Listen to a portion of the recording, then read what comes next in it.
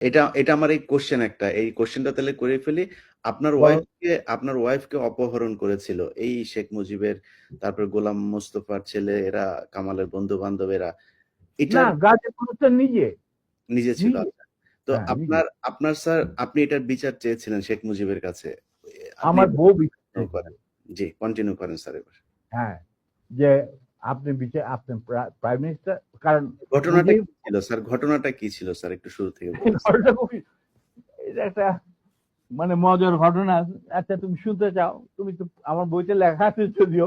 সবাই শুনতে চায় স্যার, সবাই, আমি একা আর না, সবাই শুনতে চায়। ঘটনাটা হচ্ছে, আমার এক খালাতো বোন, তার নাম তাহমিনা। তার বিয়ে ঠিক করেছিলাম আমি আর নিম্মি কর্নেল রেজার সাথে, যে আমাদেরকে জুনিয়র চাকরি। তার সাথে বিয়ে বিয়ে হবে, অনুষ্ঠান হবে লেডিস ক্লাবে। তো দুপক্ষেই আমাদের পরিচিত, অতএব আমরা হলাম রায় মিডিয়া। ঠিক আছে, ঠিক আছে। তখন আমরা কি করলাম, সমস্ত অ্যারেঞ্জমেন্ট আমাদের উপরে দায়িত্ব আসলো। তো কাকে রাখি আর কাকে বাদ দিই, এত মানুষের সাথে পরিচিতি। তো আমরা, যাই হোক, বেশ ভালোই, প্রায় 2-3 হাজার লোকের মতো লোক ইনভাইট করা হলো দুই তরফে। চলছে বিয়ার আসর। তখন আমার একমাত্র শালা, যার নাম বাপ্পি, ও ম্যাকগিল ইউনিভার্সিটিতে পড়তো, ওখান থেকে ছুটিতে আসছে দেশে। He was also present in the ceremony. আমি আর নিমিত দুই পক্ষের মানে হোস্ট বলতে পারো, হুম। সবাই দেখাশোনা করছি। বাপ্পি বসে আছে ছেলেদের যেখানে বসার জায়গা সেখানে। তখন লম্বা চুলে একটা ফ্যাশন ছিল। He has just come from Canada, তো লম্বা চুল, and he had beautiful hair, and he was a handsome man. হুম। আমার মতো এত খারাপ চেহারার লোক ছিল না, ছিল ওইটা না। পরে, ওটা ওই অনুষ্ঠানের শেষ হওয়ার আগে বলবো স্যার, জি বলেন। আচ্ছা, তারপর তোমার, ও বসেছিল অন্যান্য গেস্টদের সাথে। তার পিছনের রোতে গাজী গোলাম Mustafa and his wife was also invited in that function from the other side, not from our side, মানে ছেলে পক্ষের। বুঝতে পেরেছি। তো গাজী গোলাম মুস্তফার ছেলেরা আর তার সাঙ্গবঙ্গ পিছনের সিটে, পিছনের রোতে সিটে বসা। তাদের মধ্যে একটা ছেলে বাপ্পির চুল টান দিল পিছন থেকে। তো বাপ্পির পিছনে, ভদ্র মানুষ, বিদেশে থাকে, বিদেশে বড় হয়েছে, পিছিয়ে বললো, কিছু বলে নাই, সামনে আবার ওরা চুল টান দিল। দ্বিতীয়বার টান দেওয়ার পরে বাপ্পি পিছনে তাকে দেখো যে একটা ছেলে হাত সরিয়ে দিল। তখন বলে যে, তুমি চুল টান টান দিয়েছ? বলছে হ্যাঁ। বলে কি, কেন? কারণ আমরা দেখছিলাম যে এত সুন্দর চুল, এটা কি পরচুলা না আসল? আচ্ছা, চিন্তা করো। হুম। সে তখন ইউনিভার্সিটিতে পড়ে, আর এই পুচকে ছেলে তখন বোধহয় স্কুলেও পড়ে না, বা স্কুলে 6-7 ক্লাস হবে। তখন বাপি বলে, বেয়াদব ছেলে, তুমি আর এখানে বসবে না, তুমি অন্য কোথাও গিয়ে বস। ওরা বেরিয়ে চলে গেল। আমরা কিন্তু কিছুই জানি না, মানে আমি আর নিমি এত ব্যস্ত, দুই পক্ষকে দেখাশোনা, খাওয়া দাওয়া চলছে এর মধ্যে। হঠাৎ দেখলাম দুটা মাইক্রোবাস, রেড ক্রসের, আর একটা গাড়ি, ফোকসো গাড়ি, সবুজ রঙের গাড়ি আগে, পিছনে দিয়ে মাইক্রোবাস। মাইন্ড ইউ, তখন কিন্তু আমার নিজের personal security guard with wireless মজুদ লেডিস ক্লাবে। হুম। আমি কুমিল্লাতে, তখন কুমিল্লা থেকে আসছি বিয়ের জন্য। তো ন্যাচারালি আমাদের গার্ড নিয়ে চলাফেরা, এটা তো আর্মির নিয়ম, এটা তুমি জানো। আসলো, থামলো, দুইটা মাইক্রোবাস থেকে প্রায় 8 জন ট্রেনজারধারী সাদা পোশাক পরা লোক নামলো, আর ফোকসো গাড়ি থেকে নামলো গাজী গোলাম মোস্তফা স্বয়ং। তার স্ত্রী কিন্তু উপস্থিত মেয়ে মহলে। উনি গাড়ি থেকে নেমেই চিৎকার করতে শুরু করলেন, মেজর ডালিম কোথায়, মেজর ডালিম কোথায়, মেজর ডালিম কোথায়। বহুতবার বাড়ছে, আর সহ্য করা যায় না। আমি অবাক হয়ে গেলাম, এরকম চিৎকার করছি কে? তখন একটা ছেলে এসে, একজন হিওয়াজে ট্যাক প্লাটুনের একটা ছেলে, কে আমার নামটা মনে নাই, এসে বললো যে ভাই আপনাকে খুঁত করতে এই চিৎকার করতে, এই তো গাজী গোলাম মোস্তফা, তার সাথে 8-10 জন ট্রেনগার ধারী লোক আছে। মাইন্ড ইউ, তখন কিন্তু army was deployed in the whole country to recover illegal arms. আর আমাদের ঢাকার হেডকোয়ার্টার ছিল রেস কোর্ট। আমরাও সেই অপারেশনে যুক্ত ছিলাম। যাই হোক, আমি বাইরে আসলাম, আসে গাজী গোলাম মোস্তফার সামনে বারান্দাতে। আমি মেজর ডালিম, আপনি আসুন, আপনার বেগম সাহেবের তো আছেন ভিতরে, আপনি আসুন, বরবধূকে আপনি দোয়া করে দেন। হারামজাদা বারবার সে আর্মির, আজকে আমি উচিত শিক্ষা দেব। আমি দেখলাম আমার চারদিকে ওই স্ট্রেঞ্জার ঠেকাইলেও প্রায় 4-5 জন মানুষ, আর 4-5 জন দাঁড়িয়ে। আমরা এটা কি, আমি একজন ট্রেন মানুষ, আমার স্কট আছে ওখানে প্রায় 4-5 জন, ওয়্যারলেস আছে, I can call anyone any time, MP unit যে ইউনিট দরকার হয়। এই কি অবস্থা, একটা বিয়ে বাড়ির মধ্যে এরকম একটা হুলস্থুল কাণ্ড। আপনি দেখেন কিছুই কি ব্যাপার কি, আপনি আজকে তো উত্তেজিত করেন। আমি তো জানি না যে এর মধ্যে কি ঘটনা ঘটে। ওখানে ওঠ, এ উঠা, মাইক্রোবাইস আমাকে ঠেলতে ঠেলতে নিয়ে যাচ্ছে মাইক্রোবাইস। আপনি ব্যাপার কি গাড়িতে, এটা একটা বিয়ে বাড়ি, একটা মেয়ের বিয়ে হচ্ছে, আর আপনি আমাকে বলছেন উঠ। কি আমার কাপড় টাপড় ধরে একটা 4 জন মিলা আমাকে উঠালো।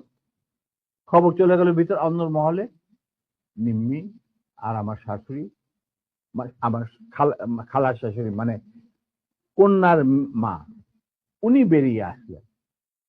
ওনারা আসলেন যে কি ব্যাপার, দেখে যেরকম আমাকে ঠেলাঠেলি করে উঠানো হচ্ছে মাইক্রোবাসে।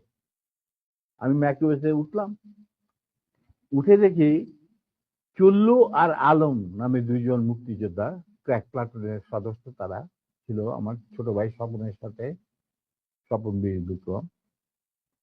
ওদেরকেও মারতে মারতে মানে রক্ত বের করে ফেলেছে, মুখ দিয়ে রক্ত ঝরছে, আহত অবস্থায় তারাও মাইক্রোবাস। তখন আমার খালাম্মা গাজীকে বললো, গাজী সাহেব আপনি কি করছেন, আমার মেয়ের বিয়ে হচ্ছে, আর দে আর দি, তারা বর পক্ষেরও কন্যা পক্ষেরও। কি হয়েছে কি, ওরা তো ব্যস্ত। বলে আমি ওদেরকে উচিত শিক্ষা দেবো, ওকে আমি উচিত শিক্ষা দেবো। তখন আমার স্ত্রী বললো যে আপনি তাকে একা নিয়ে যেতে পারবেন না, আপনি আমাকে সঙ্গে নিয়ে আসবেন। ঠিক আছে চল বলে ওরেও ধাক্কা দিয়ে উঠায় দিল মাইক্রোবাসে। তখন আমার খালা বললেন, গাজী সাহেব আপনি কিন্তু বাড়াবাড়ি করছেন, ঠিক আছে, যেখানে আপনি নিয়ে যেতে চান আমিও যাবো সাথে। গাজী কি স্যার তখন ঢাকা আওয়ামী লীগের সভাপতি নাকি? তখন সে আওয়ামী লীগের সভাপতি নয়, he was also the chairman of the Red Cross. বুঝতে পারলা? শেখ মুজিবের সবচেয়ে প্রিয় লোক সে তখন।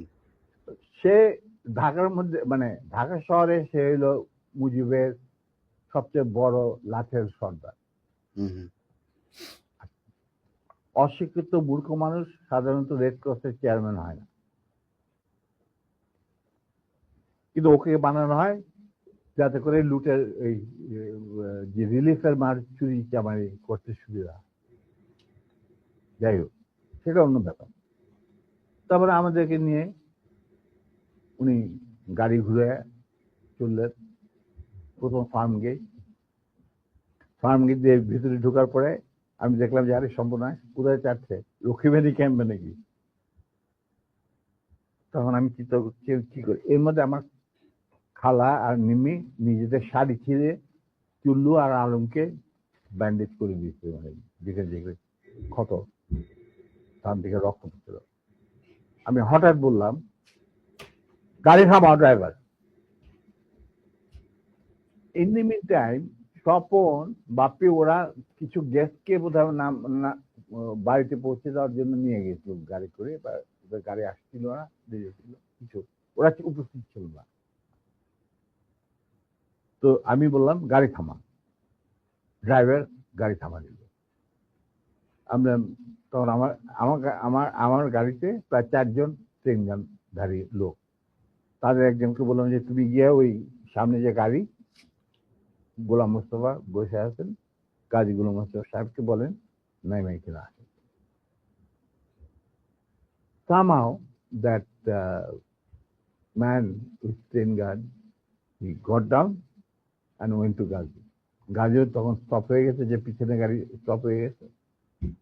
আসে বলছে, ওনাকে বোধহয় বলছে যে আপনাকে উনি ডাকছেন নিজের গাড়ি। গাজী গুলস্তান দরজা খুলে আমাদের মাইক্রোবাসে আসলো।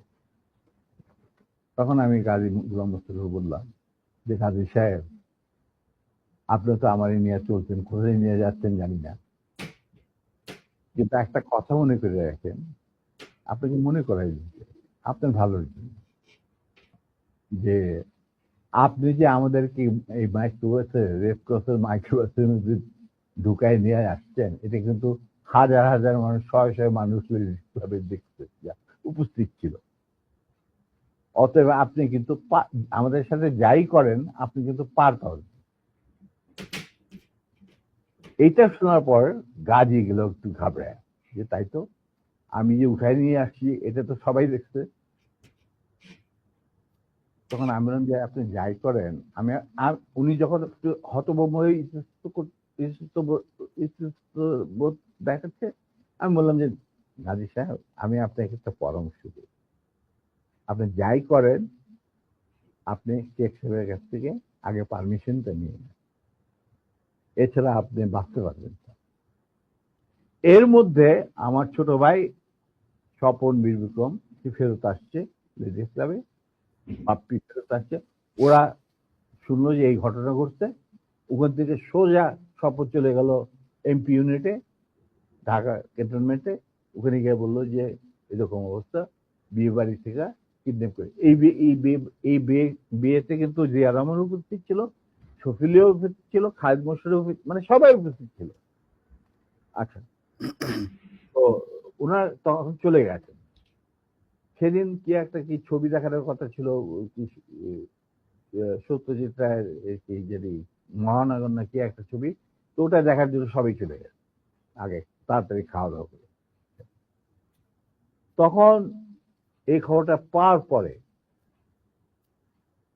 the CEO of the MP unit এই খবরটা ব্রিগেড মেস, ইউনিট মেস সবখানে এটা সে জানাই দিল। ইয়াং অফিসাররা লুঙ্গি গেঞ্জি পায়জামা যে যা পরা ছিল সবাই ঢাকা শহরে বের হয়ে আসে। তারা খুঁজতে লাগলো যে আমাদের অ্যাবডাক্টেড অফিসার তার ওয়াইফ কোথায়।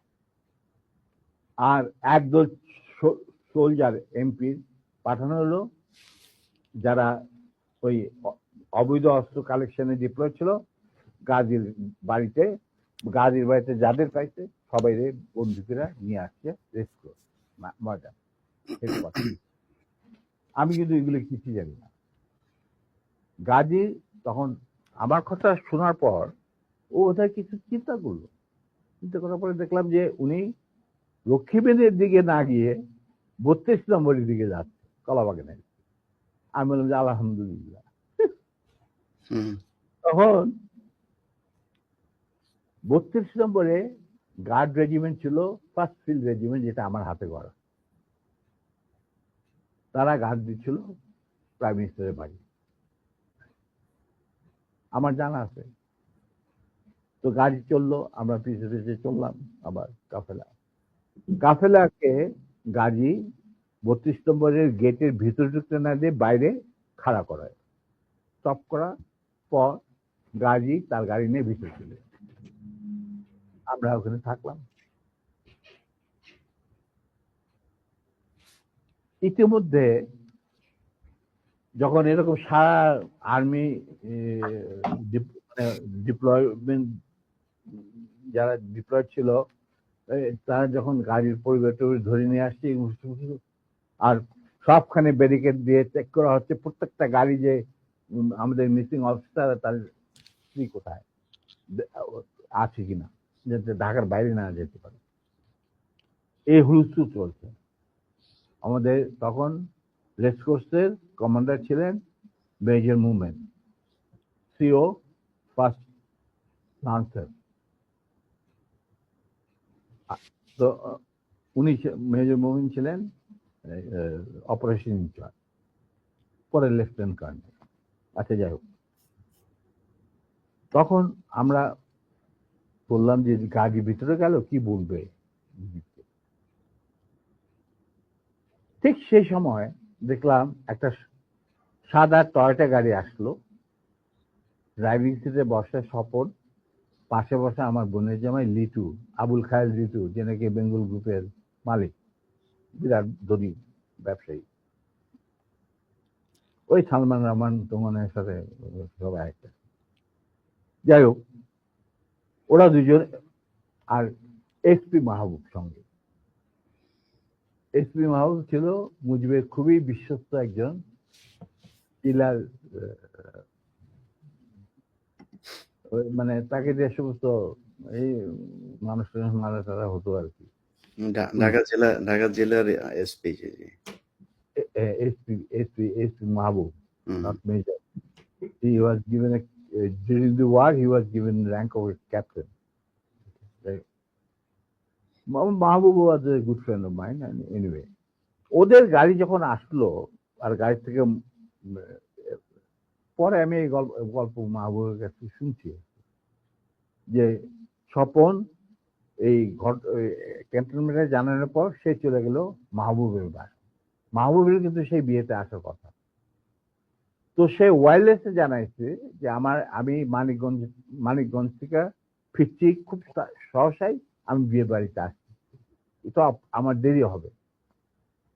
স্বপন চলে গেছে তার বাসায়, সে থাকতো মিন্টন রোডে, মানে ক্লাস 1 গ্যাজেটেড অফিসারদের জন্য একটা এনক্লেভ আছে, তুমি হয়তো জানো, দেখেছো কিনা জানি না।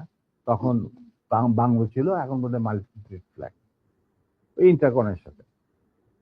তো সেখানে মাহবুব থাকতো একটা। তো ফ্ল্যাটে লিটু আর স্বপন গিয়ে উপস্থিত হয়েছে। ঠিক সেই মুহূর্তে Mahbub was getting ready to come to marriage ceremony. Manikganj থেকে ফিরে আসছে, উপরে এটা দেখা যায় মাহবুব কাপড় টাপড় পরতে, চুল আছে। তখন লিটু আর স্বপনকে দেখে বললো যে কি ব্যাপার, তোমরা এখানে কেন? আমি তো আসছি, আমি তো বলছি তোমাদের জানাইছে, আমার অফিস থেকে জানানো হয়েছে, জানানো হয়নি যে আমি দেরি হবে মানিকগঞ্জ। হ্যাঁ, কিন্তু মাহবুব এক ঘটনা ঘটছে। বলে কি ঘটনা? যে নিম্মি আর ডালিমকে উঠায় নিয়ে গেছে গাজী গরম বিয়ে বাড়ি থেকে। কোথায় নিয়ে গেছে, কি হয়েছে জানি না, তবে তার পরিবারের সবাই এখন অ্যারেস্ট করা হয়েছে। তারা সব ওই সাউদি উদ্যানে আছে, মানে রেস্ট করছে। আর্মি সারা ঢাকা শহরে ছড়ায় পড়ছে, তার প্রত্যেকটা গাড়ি চেক করতেছে যে looking for the missing officer and abducted officer and his wife. মাহবুবকে চাইনি কি, এটা তো সাংঘাতিক কথা। গাড়িতে তো বিশ্বাস করা যায় না বলে সে রেড টেলিফোন করতে, মানে হাত দিতে গেছে, রেড টেলিফোন বেজে উঠছে। কে? শেখ মুজিব। ফোন মাহবুব। তো উঠাইছে, কে বলছে? আমি মাহবুব বলছি। বলে যে আমি প্রাইম মিনিস্টার মুজিবুর রহমান। বলে কি? জি স্যার বলেন। বলে কি তুই ইমিডিয়েটলি আমার বাসায়। এর মধ্যে chief of staff, deputy chief of staff, CGS Khalid Mosharraf এদেরকে ডাকানো হয়েছে, এরাও আসছেন। Major colonel Nuruzzaman, Rakib chief, এরাও উপস্থিত আসছেন সবাই। Zia Rahman also change deputy chief. আচ্ছা, মাহবুব তখন বলে চলো, তখন লিটুদের গাড়িতে বসেই ও চলে আসলো। তো ওই গাড়িটা যখন গেল, গাড়ির নাম্বার দেখে আমি বুঝলাম যে উই আর সেফ, আমাদের মারবে না। কারণ এরা যখন এসে উপস্থিত হয়েছে, তার মানে things will be under control। আর সারা দেশে কি হচ্ছে এগুলো কিন্তু জানি না, মানে সারা ঢাকা শহরে। তখন গেটের সামনে থামলো, ওটা থেকে মাহবুব নামলো, স্বপনা লিটু গাড়ি নিয়ে দূরে গিয়ে সামনে ব্রিজের কাছে থামলো, গাছের ছায়া নিচ্ছে। আমরা যে মাইক্রো বাসটা আসছি ওটা কিন্তু ওরা জানে না। মাহবুব চলে গেল ভিতরে। ইন দি মিনটাইম আমি চিন্তা করছি যে আমি কি করব, কি করা উচিত। আমার ফার্স্ট ফিল্ডের রেজিমেন্টের লোকেরা মুজিবের গার্ড রেজিমেন্ট হিসেবে তখন নিয়ে যেত। আমি যদি একটা আওয়াজ দেই তখন তো তারা সমস্ত ব্যারেল ঘুরাই দেবে।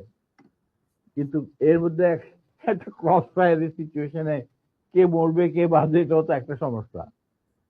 এটা বোধহয় ঠিক হবে না। যেহেতু মাহবুব ভিতরে গেছে, লেটস সি হোয়াট হ্যাপেন।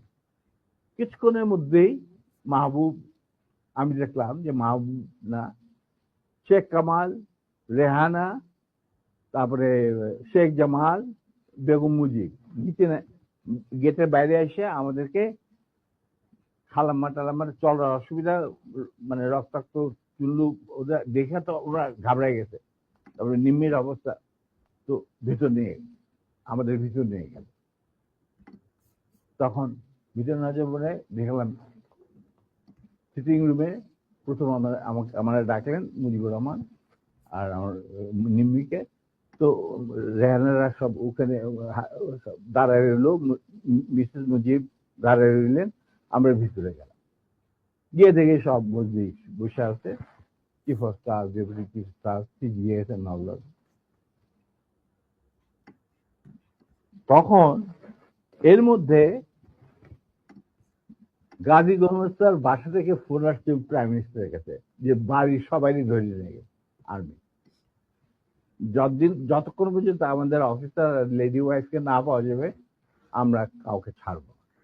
আর ওই গার্মেন্ট 17 দিন যে গার্মেন্ট গেছিল রেসকোর্সের মাইক্রোবাসে, এই খবর শুনা গাজীরও মুখ শুকায় গেছে, মুজিবুর রহমানেরও মুখ শুকায় গেছে, যার জন্য এই সবাইকে ডেকে নিয়ে আসছে, জিয়া রহমান, শফিউল্লাহ, খালিদ মোশাররফ।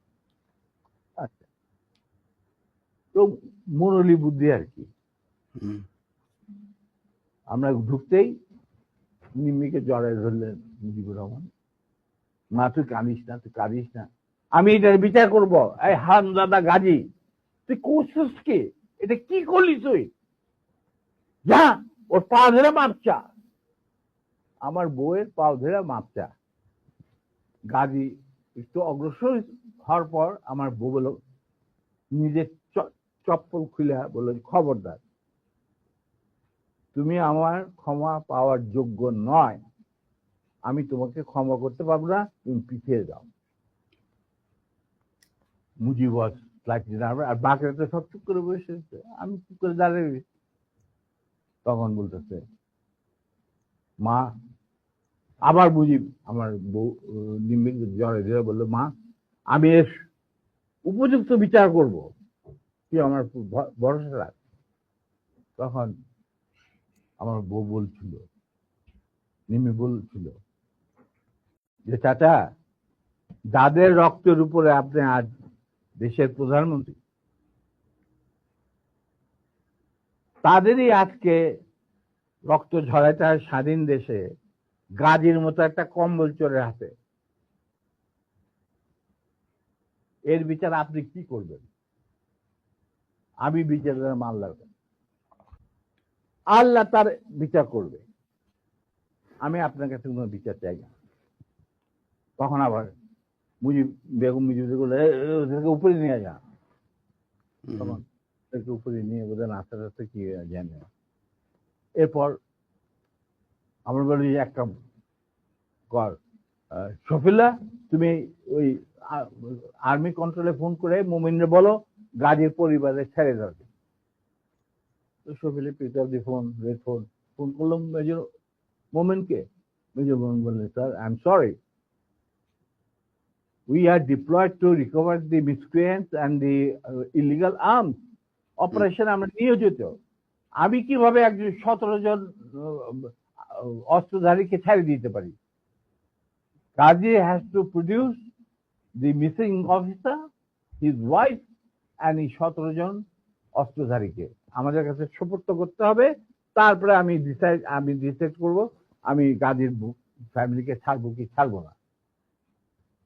অবস্থা গেল আরো বিগড়ে, মুজিবও কাঁপাকাঁপি শুরু, ওদের গাজীগুলোর মধ্যে তো বুক শুকায় শেষ।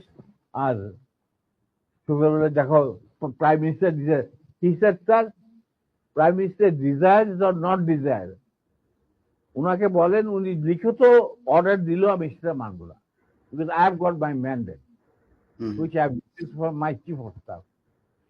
এখানে কোনো ভাই বোনদের ব্যাপার না, এটা হলো লিগাল ম্যাটার, লিগাল ব্যাপার। তখন ছবি বললে তবু দেখো মোমেন্ট তুমি যদি একটুখানি, তখন বলে sir please don't, I have got my moral ethics, I am promise bound touching the Quran when I got commission. আমি এটা আপনার এই কোন রকম আকুতি মিনতি আমি শুনবো না, that is beyond my dignity বলে উনি ফোন রেখে দিল। তখন মুজিব সবই শুনলেন, যে স্যার এরকম ব্যাপার, এটা তো লিগাল কমপ্লিকেশন দেখা দিচ্ছে। তখন বলে আর একবার তুই ফোন কর। তো মুজিবুর রহমান সবরে বললো, সবরুল্লাহ আবার ফোন করলো, আমরা দাঁড়ায় আছি, আমি দাঁড়ায় আছি, নিমের আসতে উপরে চলে গেছে। ফোন করার পরে সবরুল্লাহ বলে যে লোক moment, I request you once again please. তখন মুজিবুর রহমানকে দে আমারে দে। উনি ফোন নিয়ে বললেন মেজর মোমেনকে যে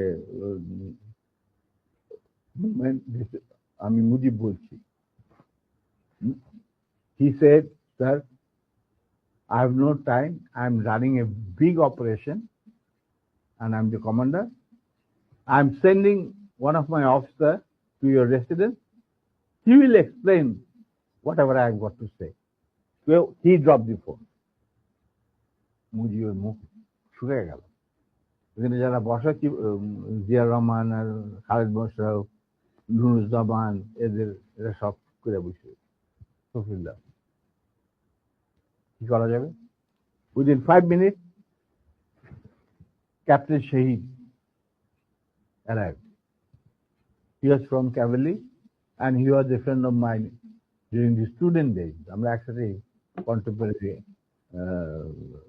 ইউনিভার্সিটিতে ছিলাম আর কি।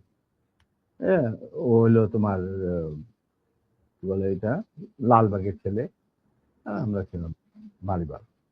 যাই হোক, ও আমরা দোস্ত মানে বন্ধু। তো captain he was a repatriated officer anyway. তো শহীদ আসছে, আসার পরে তখন মুজিবুর রহমানের এবং আদালতের সামনে শহীদ বলেছে, sir I have been ordered to come and convey the message loud and clear to you that it is a legal matter.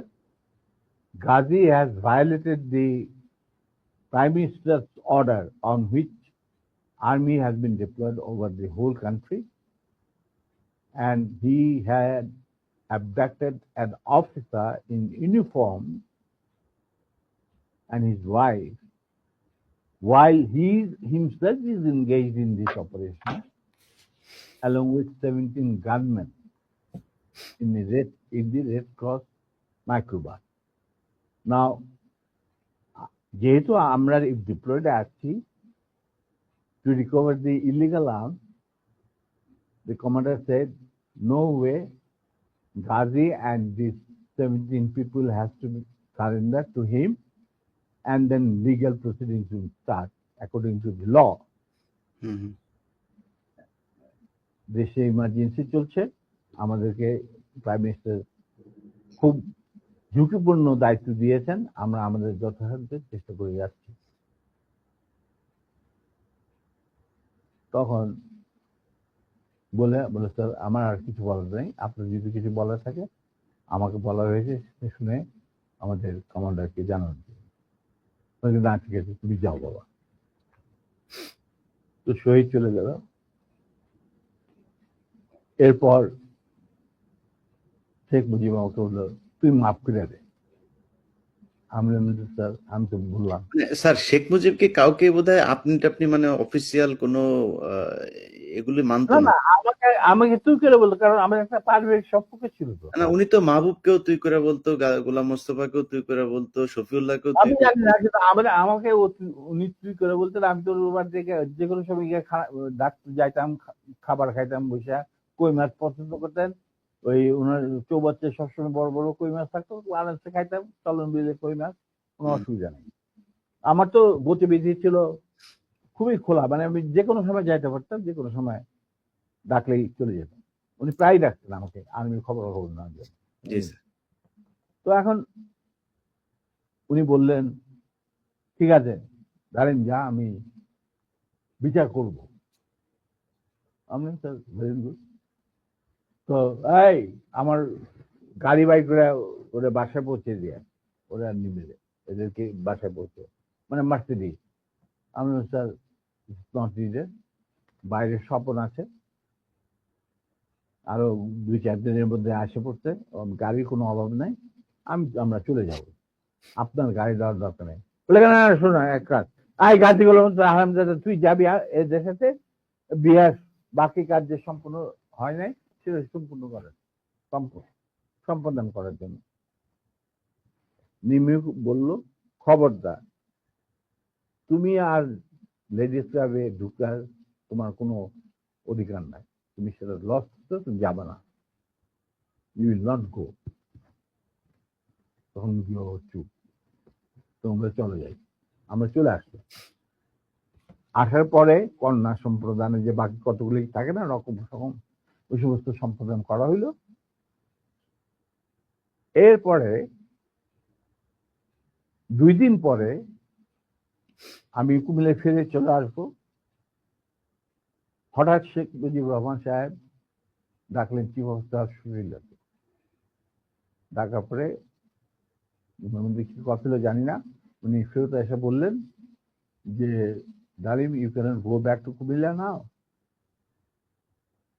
You to তোমার তোমার একটা তোমার এই তোমার নিমের ঘটনাকে নিয়ে এর মধ্যে তো অনেক গোলমাল হয়েছে। এটা আমার বইটা আছে, যে কি অবস্থা আর্মির মধ্যে উত্তেজনা না, অল দিস থিংস, এগুলো আমি ডিটেলসে যাচ্ছি না। উনি বললেন যে একটা কোর্ট অফ ইনকোয়ারি করতে হবে। আজব ব্যাপার, দোষ করলো গাজী, কোর্ট অফ ইনকোয়ারি হচ্ছে আমার। তা আমি বললাম যে ঠিক আছে স্যার, কোর্ট অফ ইনকোয়ারি করতে করেন। তা আমার কুমিল্লায় যাওয়া বন্ধ হলো। এরপরে আর আমার কুমিল্লায় যাওয়া হয়নি। উনি কি করলেন,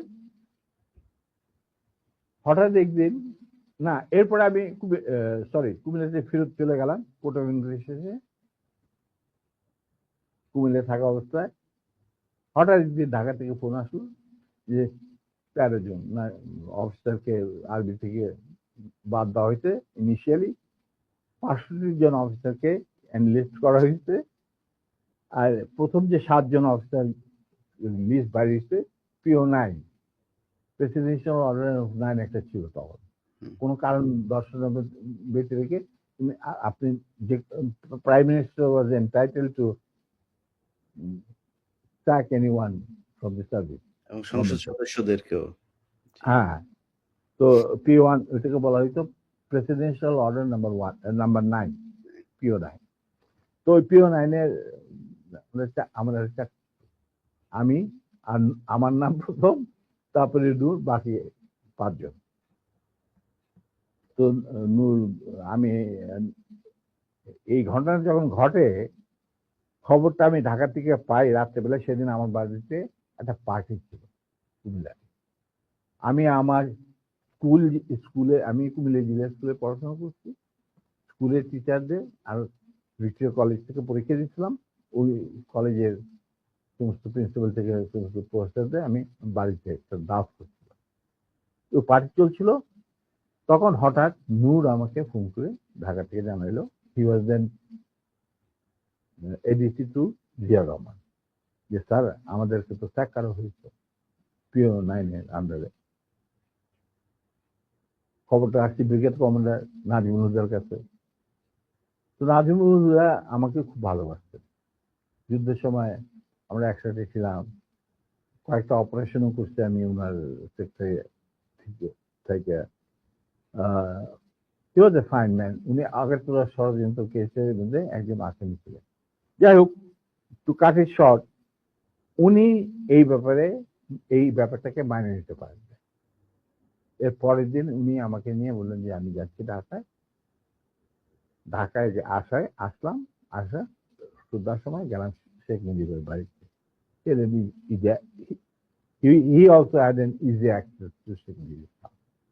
গিয়া শেখ মুজিবকে একটা রেজিগনেশন লেটার দিয়ে বলো, sir this is a resignation I am serving, I am submitting. এটার official copy will come due process to due process. Mujibur Rahman was several class. এতে কি নাজমুল, তুই কেন? Sir I am no more interested. যেই আর্মিতে আমরা কোনো কিছু লোভে আমরা আর্মিতে চাকরি করি না, না পয়সার লোভে, না কুরবস্তির লোভে। আমরা শুধু আমাদের দেশের খেদমত করার স্বার্থে আর নিজেদের আত্মসম্মান বজায় রাখার জন্য আমরা ইউনিফর্ম ধারণ করি এবং ওত নিই। যেখানে আমাদের ইউনিফর্মের কোনো মূল্য নাই, আমি সেই আর্মিতে চাকরি করতে। যদি আপনি আমার অনেক কাছের লোক, তবে আপনার প্রতি আমাদের শ্রদ্ধা থাকবে। এদের যদি আপনি চাকরি থেকে বাদ দেন, আমি সেই জায়গায় চাকরি করতে না। You become very emotional.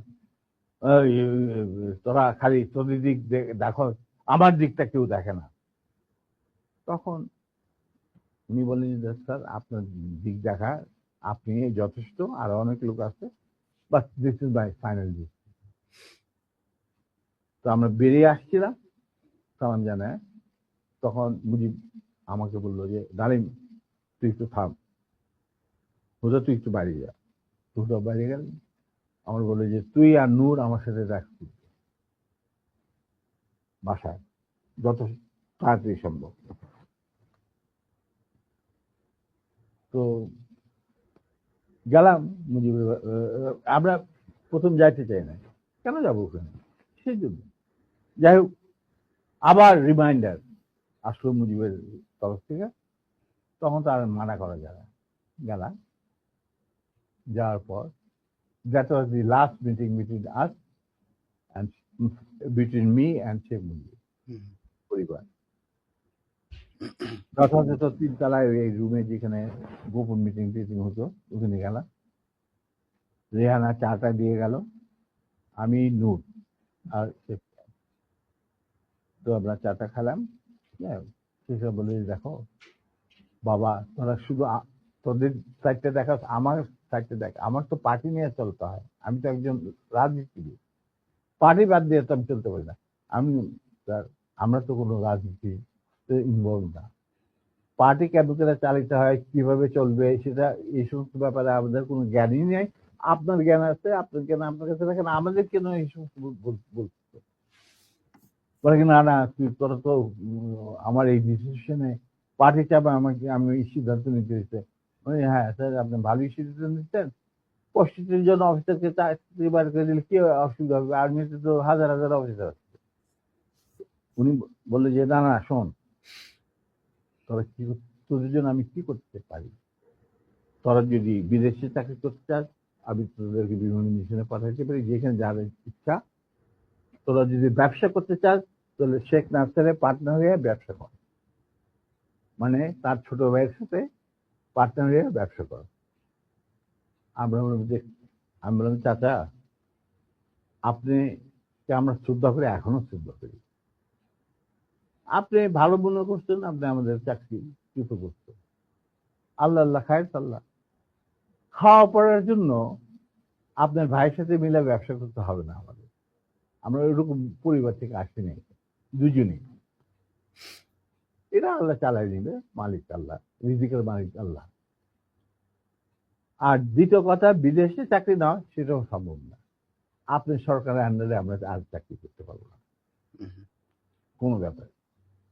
যদি পারেন ইউনিফর্ম ফিরে দেন, তাহলে আবার আমরা চাকরি দেবো, তাহলে দরকার কিছু।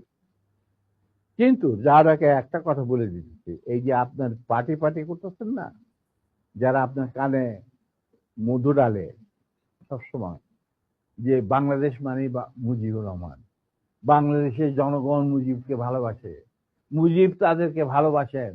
আবার একই সাথে আপনি দেখেন যে টিকা গণভবনের দেওয়ালে যে মুজিব বলে কম্বল তোরা গাদি, এতগুলি কম্বল এলো, আমার কম্বলটা কই, সেটাও বাংলিশ করে বাইরে পাঠাই হারামজাদা। এদের নিয়ে আপনার রাজনীতি করতেছে করেন। আবার টিকা দেখা যায় মুজিবের মাথায় গোবর, বুদ্ধি বলে কিছু নাই। আপনি আবার তোফাইল জিগান এই কথা জানলো কিভাবে জনগণ, তখন আবার তোফাইল কাজ এগুলি জানলি জলদি। চাচা, এই যে চাটার দল আপনাদের ঘিরে রাখছে, আপনি জানেন না, আপনি আজকে 71-এর আগে যে মুজিব আপনি ছিলেন, সেই মুজিব আজকে আপনি না। আপনাকে জনগণ কতটা যে ঘৃণা করে, আপনি যে জনগণ কত দূরে চলে গেছেন। আমরা মাঠে ময়দানে কাজ করি, আমরা জানি দিন একদিন আসবে চাচা, আগে হোক পরে হোক, দিন একদিন আসবে যেদিন যখন গুলির বৃষ্টি শুরু হবে, সেই গুলিগুলো সব আপনি নিজেই ধারণ করতে হবে। আপনার চারিপাশে একজন লোককে খুঁজে দেবে,